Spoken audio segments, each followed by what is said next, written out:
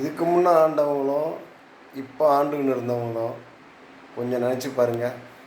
இந்த மாதிரி கோடான கோடி ஜனங்கள் லட்சக்கணக்கில் குவியுது தளபதிக்கு பின்னாடி. இவங்கெல்லாம் ரசிகர் கூட்டம், தற்கொலை கூட்டம்னு சொல்கிறீங்க. இவ்வளோ பேரும் படம் பார்த்தாங்கன்னா, ஒவ்வொரு படமும் தளபதியோட படம் ஒரு வருஷம் ஓடணுமே தேட்டரில். இவ்வளோ பேரும் படம் பார்த்த ரசிகர்கள் இவங்கெல்லாம். நீங்கள் சரியில்லைன்றதுனால தான் இவ்வளோ பேர் இவங்க பின்னாடி தலைவர் பின்னாடி கூடுறாங்க. இவ்வளோ நாள் நீங்கள் எதுவுமே ஜனங்களுக்கு தேவையானதை செய்யலை. இன்னுமா புரியல, இல்லை புரியாத மாதிரி நடிக்கிறீங்களான்னு தெரியலையே. எல்லாத்தையும் கடவுள் ஒருத்தன் மேலே வந்து பார்த்துருக்கான், தீர்ப்பு தரப்போகிறாரு. அதை பார்த்துட்டு தோல்வியை தலை வணங்கி ஏற்றுக்கணும்னு சொல்லுவீங்க.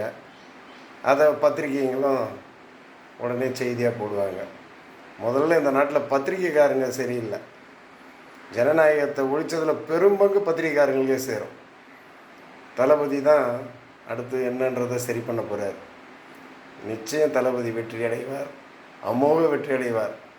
வாயடைஞ்சு போய் நிற்க போகிறீங்க. அதான் நடக்க போகுது தமிழ்நாட்டில். நீங்கள் செஞ்ச பாவம், மக்களுக்கு எதுவுமே செய்யாத பாவம் திருப்பி உங்களை சூழ இருக்க போகுது.